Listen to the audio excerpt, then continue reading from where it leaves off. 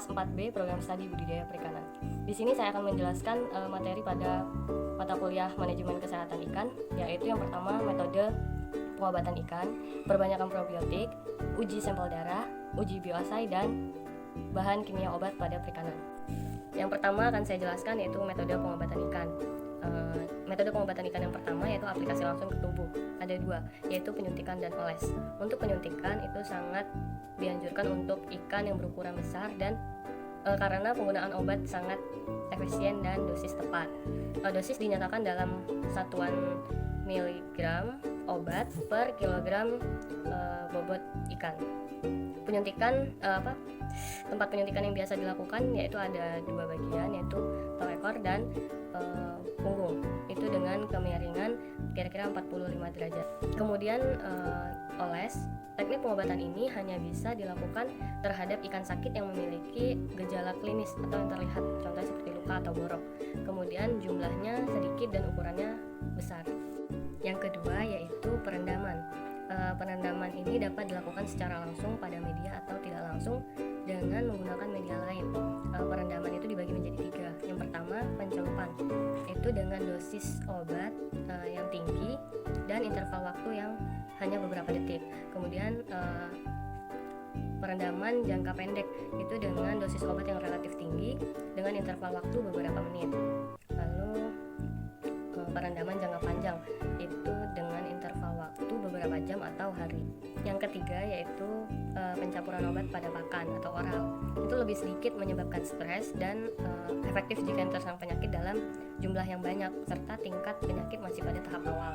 Selanjutnya yaitu perbanyakan probiotik. Probiotik adalah mikroba yang menguntungkan bagi ikan atau lingkungannya. Kemudian pada berbagai macam permasalahan pada budidaya seperti infeksi jamur, kemudian bakteri patogen, dan kualitas air yang tidak stabil serta kondisi lingkungan budidaya yang tidak baik atau buruk tersebut dapat mempengaruhi pertumbuhan ikan karena stres dan rentan terhadap penyakit. Sehingga upaya untuk pencegahannya itu dengan menggunakan probiotik. Tujuan dari perbanyakan probiotik yaitu untuk menekan pengeluaran biaya. Dari hasil survei yang saya lakukan, yaitu perbanyakan probiotik dilakukan dengan cara kultur. Bahan-bahan yang digunakan yaitu 1 ton air, kemudian 5 liter molase, kemudian 5 kg DKK dan 10 kg dedak. Semua bahan tersebut dikultur selama 48 jam. Dan untuk satu kolam masing-masing itu 100 liter. Selanjutnya yaitu uji bioasai. Digunakan untuk mendeteksi bahaya biologis atau memberikan penilaian kualitas campuran. Bioasai ini sering digunakan untuk memantau kualitas air dan dampak dari penggunaan air tersebut. Maksudnya pada dampak lingkungan itu dan kelayakan air untuk budidaya. Dari hasil survei tempat budidaya udang tersebut hanya menggunakan tandon pengendapan dengan di sekelilingnya ada pohon bakau. Air yang diendapkan itu sebagai indikator diberikan ikan nila salin. Parameter yang dicek yaitu pH dan DO itu dicek setiap hari, dan untuk nitrit dan amonia itu dicek 1 minggu sekali. Selanjutnya yaitu pengujian sampel darah. Tujuan dari pengujian sampel darah yaitu untuk mengetahui kadar hemoglobin, nilai hematokrit, sel darah merah, dan terindikasi adanya serangan penyakit. Kemudian dari jurnal yang saya dapatkan yaitu bahan dan metode yang digunakan 5 ekor sampel ikan. Kemudian sebelum dilakukan pengujian, ikan diaklimatisasi terlebih dahulu kurang lebih selama 2 kali 24 jam dan diberikan pakan komersil. Selanjutnya alat dan bahan disiapkan seperti mikroskop dan alat lain yang digunakan dalam penelitian. Setelah itu semua persiapan dilakukan, panjang dan bobot ikan diukur. Lalu kemudian sebelum pengambilan darah, ikan dianestesi dengan cara merendam ikan di dalam air dingin dengan suhu 10 derajat Celcius dan diberi es batu selama 5 menit.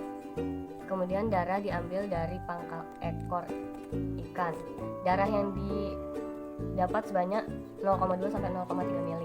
Selanjutnya dimasukkan ke dalam tabung EPP Enrov yang telah dibasahi.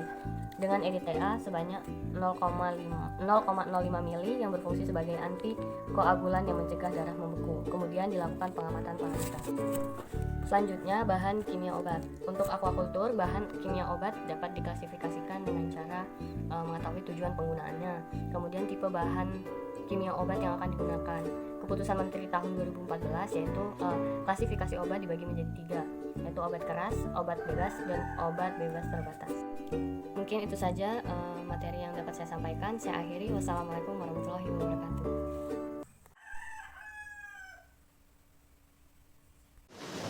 Pertanyaan dia, jadi kita pakai produk dari Aqua. Aqua itu produknya impor dari Singapura. Itu pakai Simpek, terus alpakat, cuma kandungannya kita nggak tahu. Kita rahasia mereka itu. Itu kalau pas mengambil apa? Itu sebetulnya untuk dari spesies sama new juga. New. Kalau sekarang EHP ini kita pakai namanya Parabu dari gula buah juga. Sementara ini kita coba juga dari produk pakan dia keluar juga dari produk bioming, dari produk lain bioming kita isi kode SD itu kita nggak tahu sejarah apa pakai SD dicampur di pakan. Campuran pakan kalau untuk tambah kita grup MTS ini dilakukan di pabrik. Jadi kita kena biaya 1 kilo ikan itu sekitar 1.000 sampai 1.400 tergantung meternya. 1 kilo pakannya itu. Yang melakukan pencampuran bukan dari sini? Bukan, kita minta dosis umpamanya 3 gram atau 5 gram itu bisa. Jadi anak-anak di sini cuma kasih pakan sudah ada obatnya. Jadi kita bukan untuk pengobatan tapi dari awal. Dari awal. Pencegahan. Kalau di udang memang kalau pengobatan udang nggak bisa. Nggak bisa. Kalau emang sudah terserah? Jadi panen. Jadi panen saja dia. Hampir susah lah sebulan nggak bisa. Terus metodenya berarti hanya dicampur pakan dia. Kalau untuk kebanyakan probiotik kita ada kultur ini. Ada kultur. Jadi dari kultur gula tujuan kita pakai soy kultur sama kultur 2 jenis bakteri. Cara mengkulturnya gimana? Kultur kalau ini kita pakai bahan airnya 1 ton. Air 1 ton, molase 5 liter. Pakai molase? Pakai PKK. PKK bunyi kasar kecil. Pakai bahannya PKK dari 5 kilo. Terus bedaannya 10 kilo. Sama probiotiknya 2 gram ada 1 ton. Itu diukur selama 48 jam. Selama 48 jam? 2 hari 2 malam. Kalau kita lagi pulang. Semua diukur pakai ini. Rata-rata jadi spesialis. Dokternya harus jadi spesialis. Kalau untuk ini Pak, apa? Penggunaan bahan kimia? Bahan kimia? Sampai seperti kapori. Kapori kita pakai TCCA. TCCA itu pakai 15 ppm untuk persiapan aja. Untuk hanya untuk persiapan. Sama kalau ada penambahan air, namanya ditambah dari kayak ini kalau kosong ini. Ini tambah dari.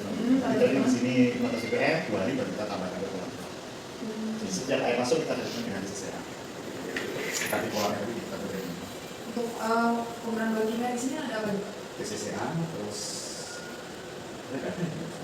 sterilisasi cuma TCCA. Digunakan untuk sterilisasi. Kalau bandingan yang mineral aja. Mineral namanya Pikoku sama Minggu. Itu jadi 2 apa juga. Ini kita baru tahu nama-namanya Pak. Soalnya nggak ada obat yang nggak sertifikasi nggak bisa. Terus apa lagi? Kalau untuk pengolahan bahan organik Pak? Kalau limbah maksudnya? Kalau limbah gitu. Limbah kita cuma ada tanda pengendapan aja. Tanda pengendapan. Ada 2 unit ya. Blok A ini sama blok A ini, tapi ini nggak ada gambarnya. Jadi blok A ini ada 2, jadi pengeluaran kita tampung di tandon itu sampai 4 petak ya, baru kita keluarin gitu. Cuma pengendapan aja, terus di situ kita tanamin bako. Jadi pengendapan fisik aja situ. Kalau ada bahan-bahan lain? Nggak ada. Kalau biologinya kita juga enggak ya, nggak ada. Terus bakteri juga nggak ada, kimia juga nggak ada. Berarti yang malah diserahkan ke bakal semuanya? Setelah pengendapan aja. Pengendapan terus baru ditanamin bakal. Bako asli dan juga kita tambahin. Karena tandanya ada. Vegetasi asli tapi kita tambahin juga tanam sendiri. Ada 7 tahun lah teman-teman. Yang setelah diolah oleh bakal itu bisa dikasih peliharaan lagi nggak? Misalnya ikan? Bisa, di kolam itu sudah ada ikan. Ada ikan yang untuk ngetesnya yang sudah baik atau belum? belum? Berarti nggak dilarikan ke laut atau belum? Ada ikan. Ikan liar tadi itu. Ikan liar, tapi hidup ikan liar.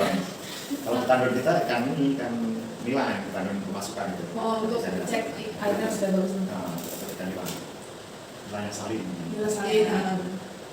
Kalau dia di sini ngambil sampel darah dari udang itu Enggak ada Nggak ada ya? sampel udang ya, sampel udang di umur 20 hari sampai 30 hari kita kirim sama PCR juga. Saya kalau New, PHP, CS itu. Kemudian dosis 20 hari mulai kita kirim. PCR nya juga ada yang Pakai PCR. Oh, berarti pakai PCR. Itu punya lab sendiri atau punya? Punya lab sampel sendiri. kita diolah, kita kirim sampel ke sana. Sampelnya. Di sini nggak ada, bisa yang campur apa obat itu di pabrik kita order lagi yang sama kayak itu untuk beberapa dosisnya gitu. tadi kan ada kultur probiotik sendiri di sini. Nah, untuk penggunaannya sendiri dikasih ke udang Itu probiotik kan kita terbalik ke air gitu. Jadi itu pakai seminggu 2 kali. sebelum Nah, untuk 1 ton itu 1 blok. Jadi 1 kolam sekitar 100 liter. 2 seminggu 2 kali. Kan 2 jenis nih. Ini takut sesuai.